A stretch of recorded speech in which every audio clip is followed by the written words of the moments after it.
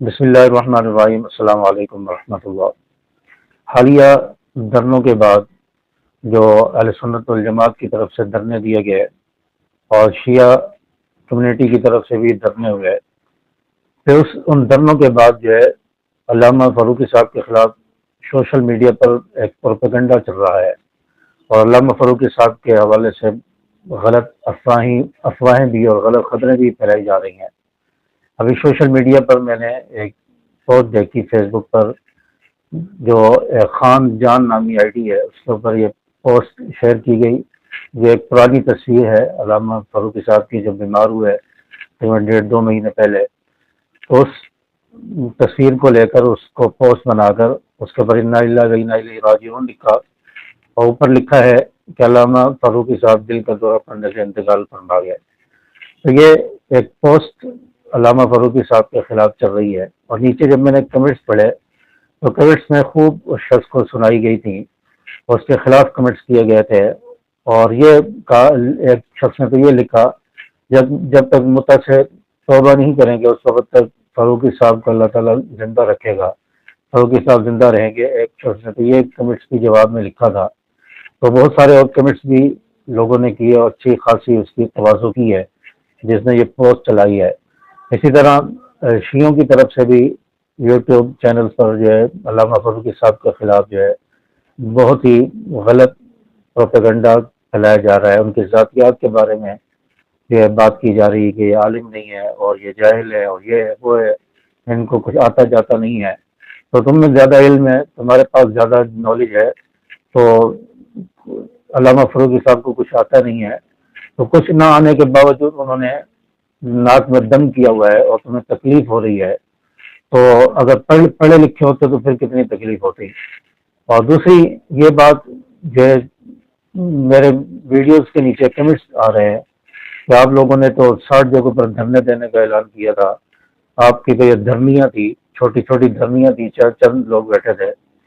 تو میں نے جواب میں کہا کہ ان چھوٹی چھوٹی دھرنیوں سے اتنی تکلیف اور چیخ و پکار ہو رہی ہے، آؤ بغا ہے، اور ان چھوٹی چھوٹی دھرنیوں سے مروڑ ہو رہی ہے۔ اگر دھرنے ہوتے تو پھر کیا ہوتا؟ ان چھوٹی چھوٹی دھرنیوں کے نتیجے میں یہ حالات ہیں اور یہ کچھ ہو گیا ہے۔ اگر بڑے بڑے دھرنے ہوتے تو کیا ہوتا؟ تو اس طرح منظم جو ہے پروپیگنڈا علامہ فاروقی صاحب کے خلاف چل رہا ہے، اور مختلف لوگ، کچھ اپنے بھی کچھ پرائے بھی، مختلف قسم کی باتیں کر رہے ہیں۔ تو علامہ فاروقی صاحب الحمدللہ جس طریقے سے جماعت کو لے کے چل رہے ہیں، اور جو ان کا کاز ہے، جو مقصد ہے، جس طریقے سے اور جس لیول پر جماعت کو لے کے جا رہے ہیں، تو الحمدللہ جماعت کامیابی کی طرف جا رہی ہے، منظم ہونے کی طرف جا رہی ہے، اور الحمدللہ جماعت پاور رکھتی ہے، اپنے اثر رکھتی ہے۔ اور 2 دن صرف دھرنا دیا ہے، 2 دن بھی نہیں، 1 دن کے دھرنے کے بعد جو کراچی میں کئی جگہوں پر دھرنے چل رہے تھے اہل تشیع کے، وہ دھرنے الحمدللہ ختم ہو گئے۔ 1 دن کے دھرنے کے بعد پھر ہم نے دوسرے دن جا کر پریس کانفرنس کی اور دھرنے ختم کرنے کا اعلان کیا۔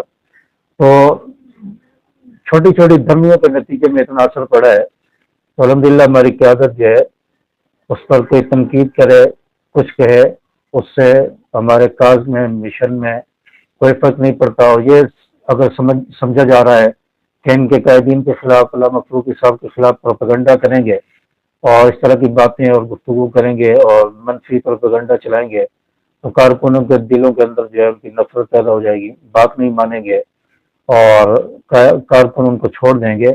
تو یہ بھول ہے ان لوگوں کی جو اس طرح کی پوسٹیں چلا رہے ہیں۔ الحمدللہ کارکنان علامہ فاروقی صاحب پر جان نچھاور کرنے کے لیے تیار ہیں، ان کے ہر حکم پر جو ہے اپنی جان دینے کے لیے، اپنا گھر بار چھوڑنے کے لیے تیار ہیں۔ تو ان چیزوں سے، ان منفی پروپیگنڈوں سے کسی کو کوئی فرق نہیں پڑتا۔